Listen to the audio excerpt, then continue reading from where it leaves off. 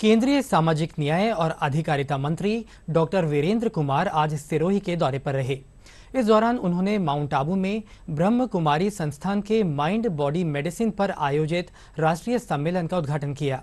इस सम्मेलन में देश भर से आए करीब 500 चिकित्सक हिस्सा ले रहे हैं। कार्यक्रम में योग के महत्व को लेकर चर्चा की गई। उद्घाटन सत्र को संबोधित करते हुए केंद्रीय मंत्री ने कहा कि चिकित्सा के क्षेत्र में योग और आध्यात्म का विशेष महत्व है।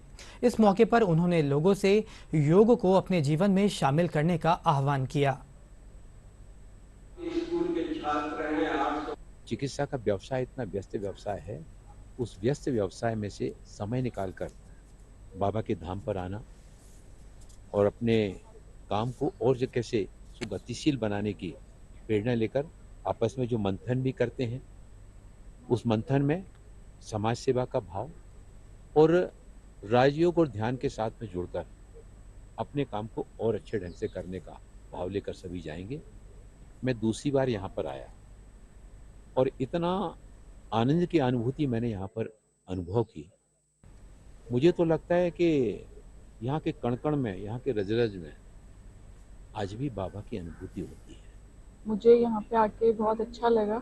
यहाँ पे बीकी शिवानी और दूसरे सभी मोटिवेटर स्पीकर्स आए हुए थे। उन्होंने काफ़ी अच्छे से हमें माइंड और बॉडी के रिलेशन के बारे में बताया और हमें मेडिटेट करने के लिए इंस्पायर किया, तो काफ़ी अच्छा लगा मुझे। भारतीय पुरातन परंपरा है, उसमें योग को बहुत ज़्यादा महत्व दिया गया है। लेकिन आजकल के ज़माने में पिछले 100-200 साल से हम लोग अपनी परंपरा भूलते जा रहे हैं और पाश्चात्य परंपरा को अपनाए हैं। लेकिन मुझे लगता है कि योग, मेडिटेशन, इसका बहुत ज़्यादा योगदान है हमारे डे टू डे लाइफ में भी और चिकित्सा पद्धति में भी।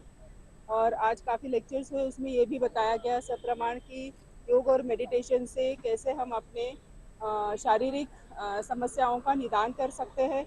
उसमें कैंसर है, ऑटोइम्यून डिसऑर्डर्स है, डायबिटीज़, हाइपोथायरायडिज्म, ब्लड प्रेशर, सभी चीज़ें है उस मेडिकल जो साइंस है वो ये मानते हैं कि जो भी हमारी बीमारियां होती है, जैसे डायबिटीज़ है, ब्लड प्रेशर है, हार्ट अटैक है, कैंसर है, ये सभी जो है वो 85% बीमारियों का जो रीज़न है वो साइकोसोमैटिक, माना वो मन में है।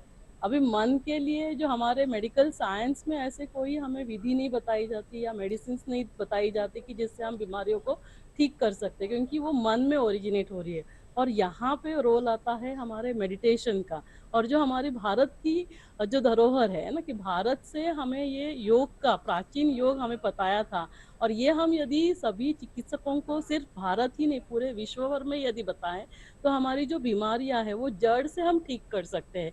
I came to know about this meet from my friend, one Mr. Dr. Dawdi, and he was highly influenced by this meet, and he was the one who influenced me to come and attend this meet. And after coming here, I am very fully satisfied about this meet.